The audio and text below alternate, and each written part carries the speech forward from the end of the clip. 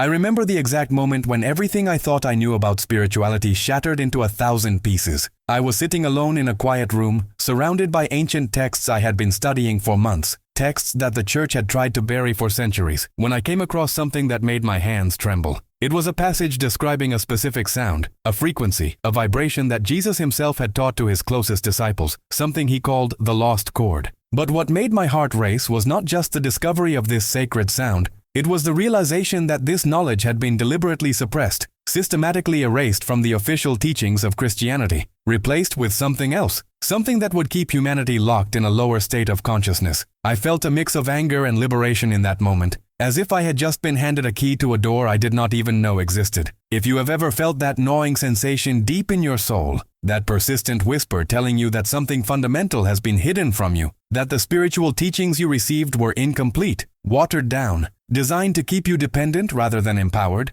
then what I am about to share with you will confirm what you have always intuitively known. The church did not just hide this knowledge by accident. They changed the sacred frequency that Jesus taught. They replaced the lost chord with something that would keep humanity vibrating at a lower level, preventing the awakening that Jesus came to bring. And in the next few minutes, I am going to reveal exactly what this lost chord is, how it works to unlock your divine consciousness, why it was suppressed, and most importantly, how you can reclaim this ancient practice right now to begin your own journey of liberation. Before I reveal this suppressed knowledge that has been hidden for 2 millennia, if you are a sincere seeker of hidden truths and want to continue this journey of awakening with me, subscribe to this channel now and activate the notification bell, because what comes next will reveal secrets that have been concealed for millennia, and you will not want to miss the next teachings I will share with you as a friend and guide on this path. I want you to know that you are not alone in this search for occult knowledge. When you subscribe and activate notifications, every time I reveal a new Gnostic teaching, a new suppressed text, or a new ancient mystery, you will be the first to receive it. This community has already helped thousands of sincere seekers awaken from illusion,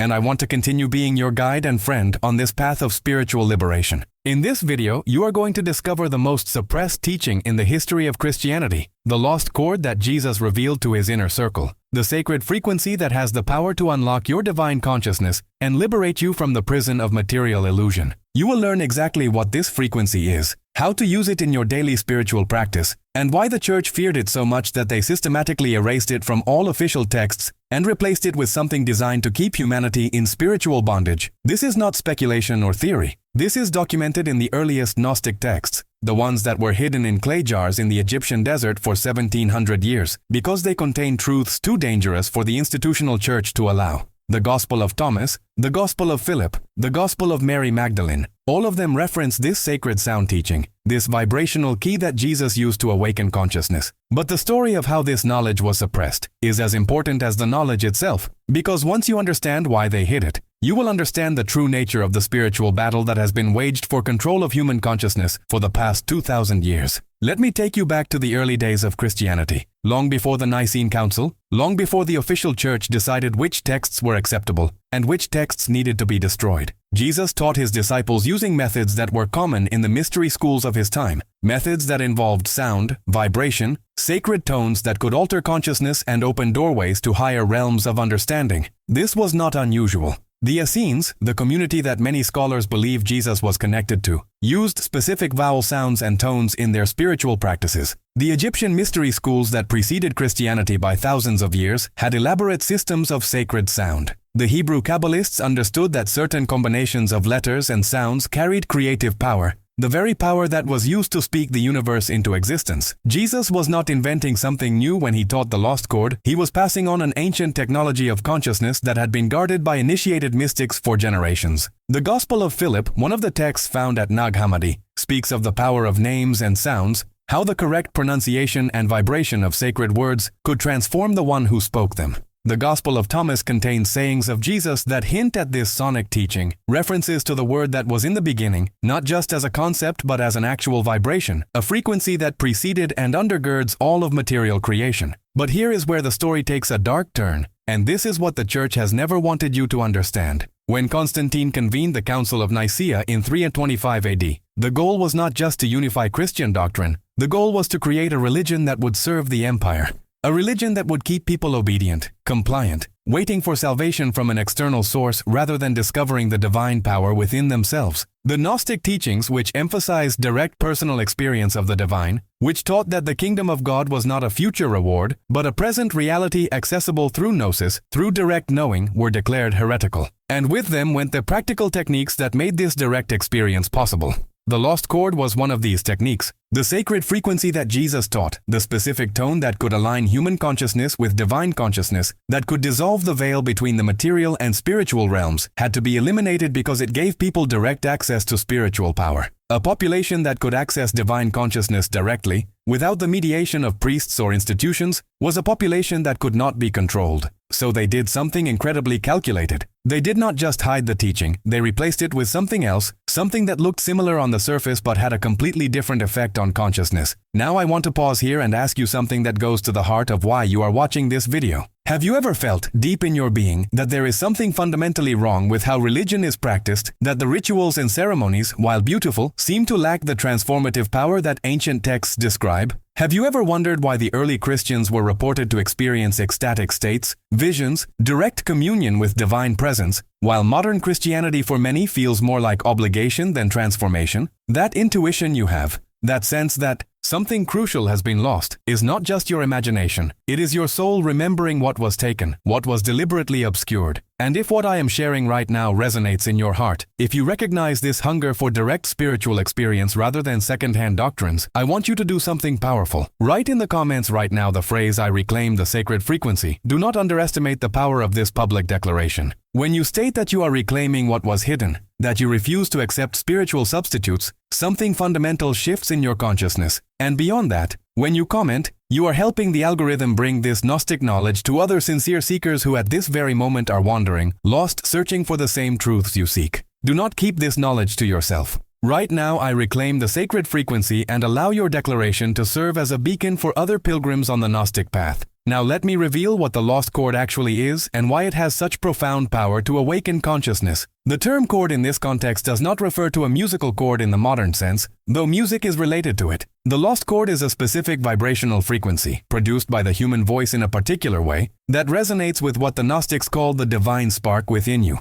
that fragment of pure consciousness that is your true nature, currently trapped in material form. When you produce this sound correctly, something extraordinary happens at the level of your energetic body. Your entire system begins to vibrate in coherence with higher dimensional frequencies, temporarily dissolving the barriers that normally keep your consciousness locked in ordinary perception. Ancient texts describe it as a sacred utterance, a holy name, the word that was with God and was God. But they do not describe it as something you merely say. They describe it as something you become, a vibrational state you enter into through the correct use of sound. The early Christian mystics, before they were suppressed, practiced what they called glossolalia, speaking in tongues, but this was not random babbling as it is often portrayed today. It was a sophisticated technique of allowing divine frequency to flow through the human vocal instrument, bypassing the rational mind and its limiting beliefs. The specific frequency that Jesus taught involved a combination of vowel sounds, toned in a particular sequence and at particular pitches, that when sustained with proper breath and intention, would create a standing wave pattern in the body itself. Think of your physical body as a resonating chamber, not unlike a musical instrument. Every organ, every bone, every cell has its own natural frequency. When you introduce a carefully crafted external frequency through vocalization, you can bring the entire system into what is called entrainment, where everything begins vibrating together in harmony. This is not mystical speculation. This is basic physics. What makes this spiritual rather than merely physical is the intention and consciousness brought to the practice. The lost chord was not just any frequency, it was a frequency specifically calibrated to resonate with the divine blueprint encoded in human DNA, to wake up dormant capacities, to activate what the mystics called the third eye or the seat of the soul.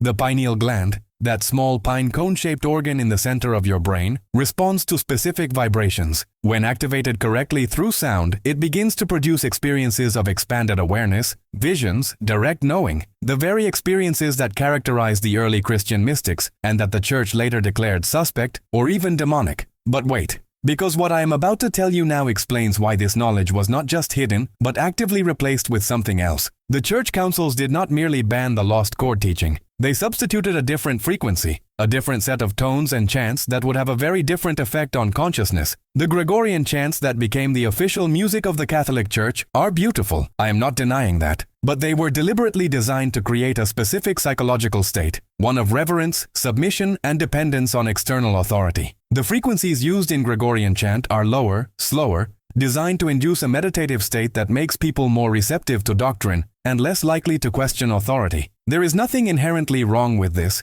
except when you understand that it was a deliberate replacement of something far more powerful, a technology of awakening that would have given individuals direct access to spiritual experience. Some researchers have documented how certain frequencies affect the brain, creating either states of passive reception or states of active awakening. The frequencies Jesus taught were of the latter type, designed to stimulate rather than sedate, to activate rather than pacify. The evidence for this suppression is found in the strangest places. In the 4th century, there was a wholesale destruction of texts, not just Gnostic gospels but also musical notations, instructions for vocal practices, anything that contained the old ways of sacred sound. St. Augustine himself wrote warnings about certain types of music and chanting, calling them dangerous to the soul, leading people away from proper worship. What he was really saying was that these practices led people away from dependence on the church and toward direct experience. By the time of Pope Gregory I, who standardized the chant system that bears his name, the transformation was complete. The new frequency had replaced the old. The lost chord was lost, not because it was forgotten, but because it was deliberately erased and overwritten.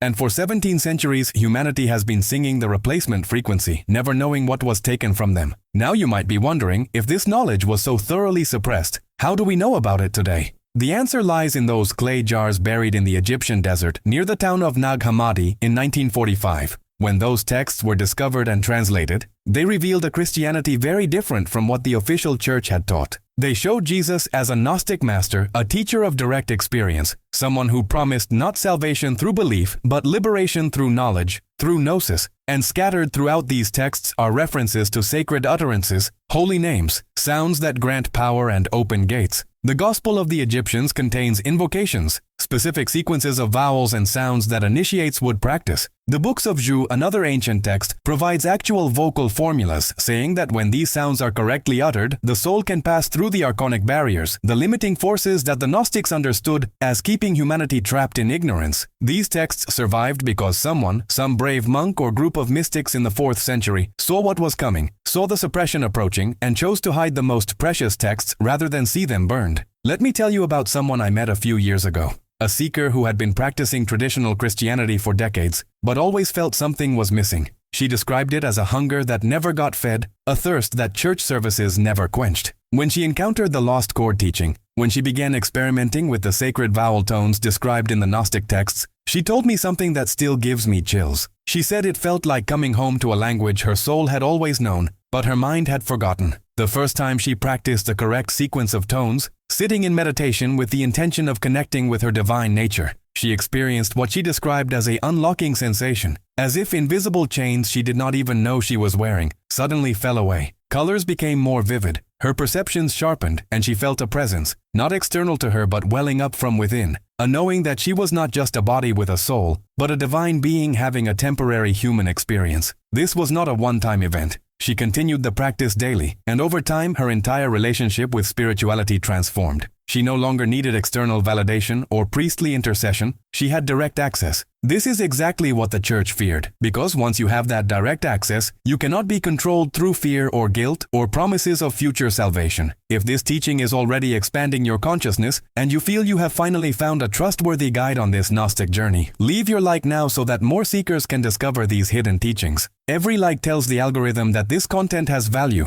that it should be shown to more people who are hungry for truth. And if you have not yet subscribed, subscribe now, because next week I will reveal the specific practices Jesus taught for activating the third eye using sacred geometry combined with sound, teachings that were considered so dangerous by the church that manuscripts containing them were burned on sight. I do not want you to walk this obscure path alone. This channel exists for sincere seekers like you, so you never feel alone in your search for true gnosis. Allow me to walk beside you as mentor and close friend on this journey. So how do you actually practice the lost chord? While I cannot provide the complete initiatory sequence here, because some aspects truly do require personal guidance to avoid misuse, I can give you the foundational practice that will begin to prepare your instrument, your voice and body and consciousness for the deeper work. Start with the vowel sounds. In the ancient world, vowels were considered sacred because they are pure tone. They are sound without the interruption of consonants. The Hebrew alphabet, for instance, originally had no vowels written down because vowels were considered too holy to write. They had to be transmitted orally from teacher to student. Begin your practice by sitting comfortably, spine straight, in a quiet space. Take several deep breaths, grounding yourself in the present moment. Then begin to tone the vowel sounds, starting with A as in father, long and sustained, feeling the vibration in your chest and throat. Then move to E as in C, feeling how the vibration shifts to the head. Then I as in sigh, O as in home, U as in you, each sustained for as long as your breath allows, feeling where in your body each sound resonates. This simple practice, done daily, begins to tune your instrument. You are learning to use your voice as a tool for consciousness, not just for communication. As you become comfortable with individual vowel tones, you can begin to combine them in sequences. The specific sequences that Jesus taught are encoded in the Gnostic texts, though you must know how to read them. They are not presented as musical scores but as sacred names and invocations. The name IAO, for instance, which appears in multiple ancient texts and was used by Gnostics, Hermetics, and even earlier Egyptian mystics, is actually a sequence of vowel tones. When you tone I, then A, then O, sustaining each sound and feeling the vibration move through your body, you are performing a sonic meditation that aligns you with divine frequency. Try this now if you like. Sit comfortably, breathe deeply, and slowly tone E, feeling it in your head. Then Ah, feeling it in your heart. Then O, feeling it in your belly and grounding down. Do this several times and notice how your state of consciousness begins to shift. You may feel lighter, more expansive, more present. This is the beginning of reclaiming the lost chord. Let me give you a practical application you can begin tonight. Before sleep, lie comfortably and place one hand on your heart, the other on your forehead at the third eye point between your eyebrows. Begin to tone the sound hu, a sound considered sacred in many ancient traditions, sustained as long as your breath allows. Feel the vibration between your hands. Feel it creating a connection between your heart and your head. Repeat this for several minutes, allowing the sound to become softer and softer until it is just a whisper, then just a mental sound, then just an awareness. Then lie still in the silence that follows and notice what arises. This simple practice, done with sincerity, can begin to open doorways that have been closed for lifetimes. Some people report visions, some feel energy movements, some simply feel peace unlike anything they have experienced before. Whatever your experience, trust it. You are beginning to reclaim what was taken, to remember what was suppressed.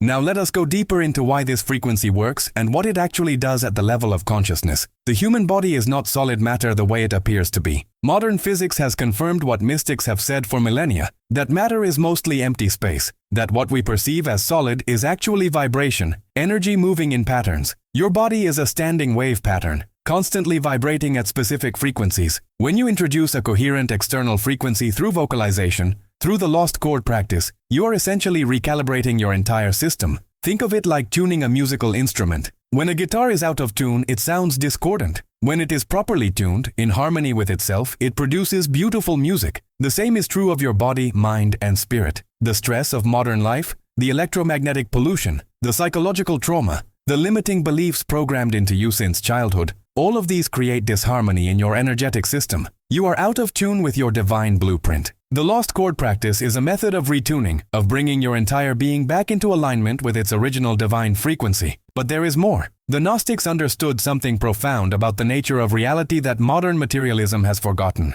They taught that the material world is not the ultimate reality, but a kind of shadow or projection of a higher realm they called the pleroma, the fullness, the divine totality. Our consciousness, trapped in material form, has forgotten its origin in the pleroma. We suffer from amnesia, spiritual amnesia, believing ourselves to be merely these bodies, these personalities, these limited identities. The purpose of gnosis, of spiritual awakening, is to remember who we truly are, to reconnect with our source in the pleroma. And this is where the lost chord becomes crucial. Sound, vibration, frequency. These are literally the creative forces that bridge the spiritual and material realms. The Gospel of John begins with this profound teaching. In the beginning was the Word, and the Word was with God, and the Word was God. This word, logos in Greek, is not just a concept but a vibration, a frequency, the primordial sound through which the divine creates and sustains all things. When you practice the lost chord, you are aligning yourself with this creative word, this divine logos, and in doing so, you remember your true nature as part of that creative force. The greatest secret the church has kept is not some esoteric doctrine, not some hidden text, not even the lost chord itself. The greatest secret is simply this: you are divine. You are not a sinner groveling for mercy. You are not a broken creature in need of saving. You are a spark of eternal consciousness temporarily clothed in matter, playing a role in the great cosmic drama. And you have the power right now, in this moment, to remember who you are and to reclaim your inheritance as a child of the living God. The lost chord is just a tool, a method, but what it reveals is the truth that has always been true, that you are already free, you just forgot. And now you are beginning to remember. If you feel that you have finally found a mentor who understands your deep spiritual search and is willing to reveal knowledge that has been hidden for millennia, subscribe now and become part of this brotherhood of Gnostic seekers. Here I share weekly teachings from the Nag Hammadi texts, suppressed Hermetic wisdom, hidden Kabbalistic knowledge and mystical revelations that the Orthodox Church does not want you to know. Also, you have constant access to the liberating gnosis you seek. Allow me to walk beside you as mentor and close friend on this journey. And if you want to help other seekers find this path, share this video with someone you know is sincerely searching for deep spiritual truths and needs this knowledge now. Together we are building a community of awakened consciousness, people who refuse to remain asleep, who are reclaiming the sacred frequency, who are becoming the change this world desperately needs. In next week's video, I will be sharing the specific technique Jesus taught for activating the pineal gland using the combination of sound and visualization, a practice that was so closely guarded that it was only transmitted orally and never written down until the discovery of certain Egyptian Coptic manuscripts. You will not want to miss this. Until then, practice the vowel tones, feel the vibration in your body, begin to remember who you truly are. You are not alone on this path. I am here with you, and so is an entire lineage of mystics and Gnostics who have walked this path before us, whose presence you can feel when you enter into the sacred sound. May the divine frequency awaken within you. May you remember your true nature. May you reclaim the lost chord and sing the song of your soul's liberation.